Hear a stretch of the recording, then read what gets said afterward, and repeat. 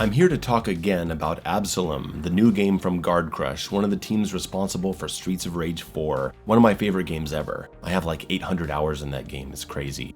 You may remember that the other team from SOR4, Lizard Cube, just put out their own game, Shinobi Art of Vengeance, and I liked it a lot, despite not being crazy about its level structure. I actually just did a video on Abselum's demo last May, and that was sponsored by the publisher Dotemu, and here I am with a second video sponsored by Abselum and Dotemu to promote the official release. It's a little weird doing two sponsored videos on the same title in such a short time, because I'm left wondering what else can I say? I rewatched my demo review and it says pretty much everything that I could personally care about regarding this game. I highly recommend that you watch that video too, but I'll try to dive in deeper into what I like about this game. If you're interested in checking out Abselum, and you should be, there's a link in the video description. If you get it through that link, that helps out my channel, so I'd really appreciate it if you could go that way. Thanks. Abselum is one of those games I'm pretty comfortable calling a masterpiece. It's very difficult to think of something not good in this game. The hand-drawn art is phenomenal, looking better and better with each stage, excellent animations for characters and enemies that are just full of life, and the Doom child himself, Mick Gordon, is here contributing to a fun and fitting soundtrack, capturing the fantasy world and mixing it with rocking riffs. The worlds are filled with secret areas, branching paths, optional missions, and surprise encounters to keep the game feeling fresh. There's a lot of lore and story details to discover with character interactions, backstories, interactable environment spots that talk about the world, and you'll frequently come across unique story moments as you attempt runs. Because this is a roguelite, and trying to make it to the third and final map. Every time you die, you spend credits to unlock new abilities and sometimes new characters. 4 are available to use, each playing just differently enough to make them viable and very interesting to experiment with. Currently, I'm all about Galandra. I find her simple kit to be very intuitive and inviting. Short-range light attacks that end in a launching wall bounce, long-range sword swipe, and an OTG blitz attack performed by running and hitting attack.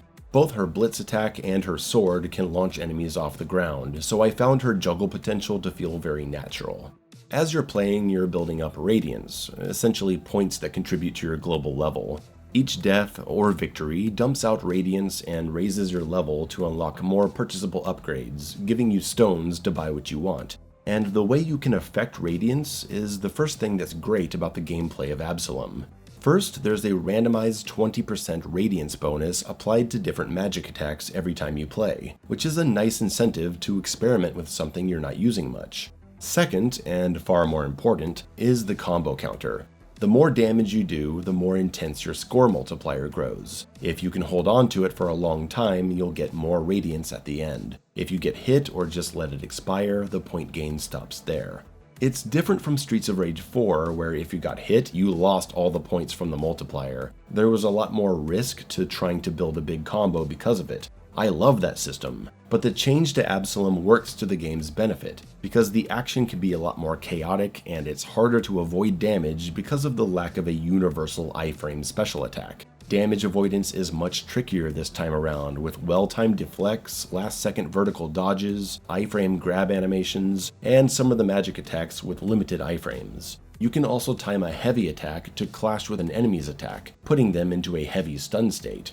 You have a lot of ways to defend yourself proactively and reactively, but you're gonna be taking a lot of hits. It's very nice that this isn't a game where it's parry or die. You can parry, dodge, and use select iframe options. It's accommodating to various beat-em-up playstyles, and I love that.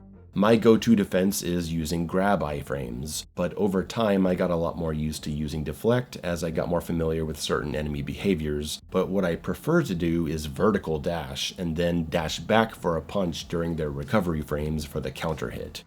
Grabs are useful for their iframes, as they should be, can be used as launchers, and are a fantastic tool against overly defensive enemies. Grab those fuckers. And I felt right at home once I unlocked the defensive magic attack, which essentially works like Shinobi's water ninpo, deflecting any attack from any side and doing an automatic counter hit. Since the game changes every time you play, and gets significantly harder after your first completion due to the appearance of new enemy types, you absolutely have to master your toolkit. This isn't just mash your attack string and jump around. Enemies are designed to counter jump spam, attack spam, all of it. The AI is very good. It's a war. When you land a hit, you want to make it count, which means learning how to combo. So lately I've seen some fans of beat-em-ups lament the rise in combo-focused gameplay in modern beat-em-ups. And I get that, long combo juggles aren't really a part of the classics, and not every game needs to be about long stylish combos. But what mainstream reviewers and casual players don't realize about a game like Streets of Rage 4 is how naturally combos flow into your moment-to-moment survival. Streets of Rage 4 blew it wide open by making each hit regenerate some of your green health, which is deleting through the use of your invincible specials. The better you are at extending combo juggles, the more health you're getting back, which means more access to life-saving specials. It was a great way of holding the player accountable and naturally encouraging combo experimentation, rewarding smart, effective, and creative play with the ability to survive on higher difficulties. And the more damage you could rack up, the more points you got for extra lives, so you always wanted to use those invincible specials to keep the combo going and not get hit, which meant you had to do more combos to get the health back. Again, it's all to survive on higher difficulties, and especially permadeath arcade mode. The combo meter wasn't just an arbitrary cheerleader of your awesomeness, and it didn't just give points to unlock stuff. It was also something you naturally kept going out of a sense of survival through the synergy of specials and green health regen. This elegant and intelligent combo-based gameplay design was leagues ahead of many other games in the genre, even if it didn't exactly originate every aspect of it, as you can see some of it in early influences like Fight and Rage. Now that the two teams behind Streets of Rage 4 have split and done their own games, we've seen this same design philosophy carry on in both new titles. Shinobi's combo system builds your Ninpo magic meter, and Abselum does the same. The better you are at juggles, the more magic you'll have at your fingers, and very importantly, this applies to dead enemies. Again, just like Streets of Rage 4, where continuing a combo on a dead enemy would not increase your point gain, but it would continue to regen your green health, both Abselum and Shinobi allow you to extend your combos on dead enemies to further regen mana. This aspect is absolutely crucial to Abselum's design. Once you realize that hitting an enemy a few more times will give you more mana, you'll start getting very creative, learning how all your options work together.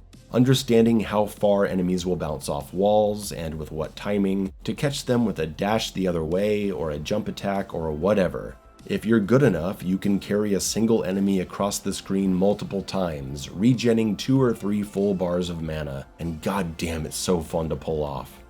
This stuff is what I really care about. Yeah, I could talk about the story, individual enemies and boss fights, the difference between characters, but what I really want you to see, if you're a fan of this channel at all, is how brilliantly all the systems work together.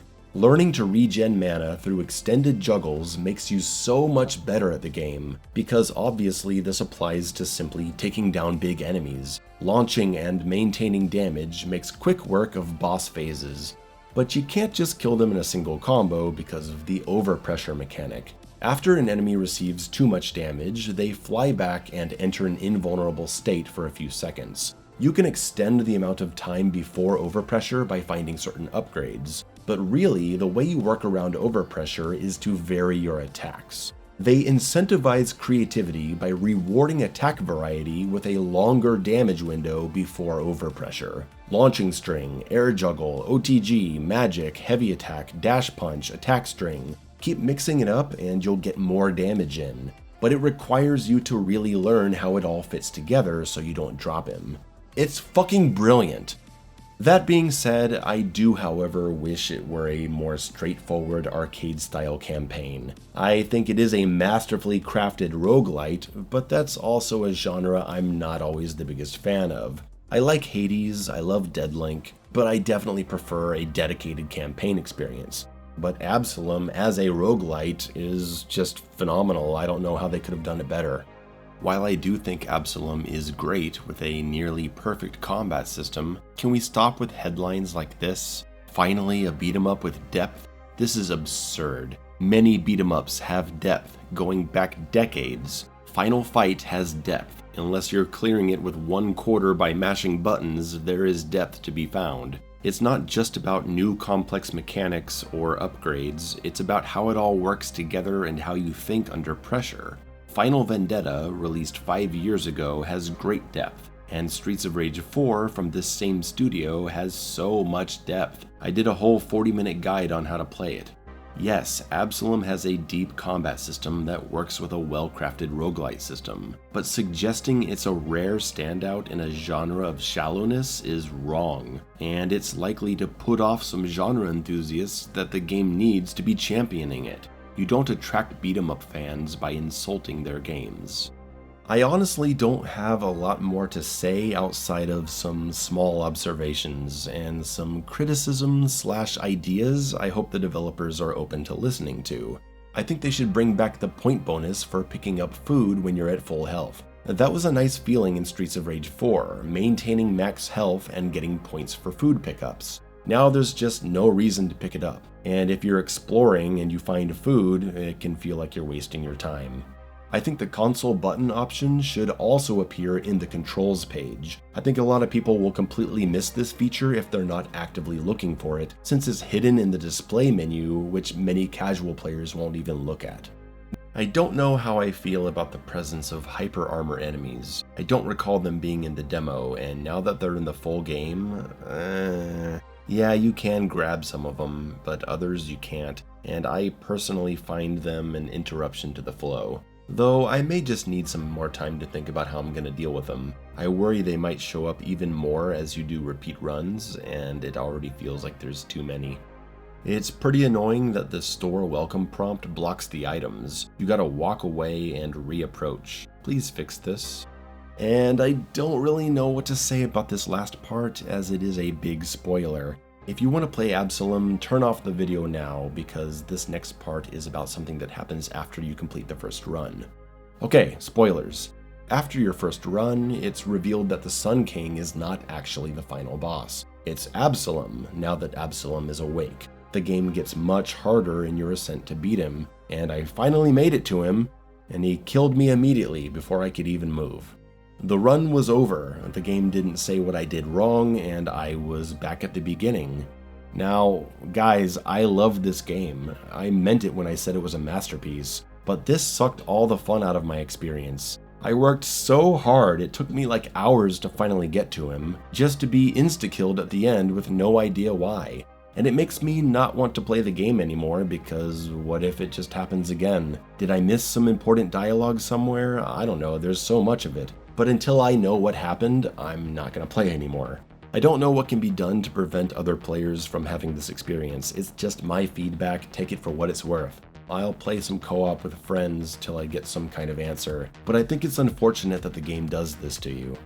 I made this video 4 days ago, and in that time I've discovered that the Abselum boss will take 1 life from you no matter what, so you have to have extra lives if you want to fight him. I don't like this design because you can end up near the end of the game with no lives and you just realize that there's no point in even continuing. Okay, that's going to be it for this video on Abselum. Check out the link in the video description below. Abselum is fantastic. Thank you again to Dotemu and Abselum for sponsoring this video. You knocked it out of the park with this one.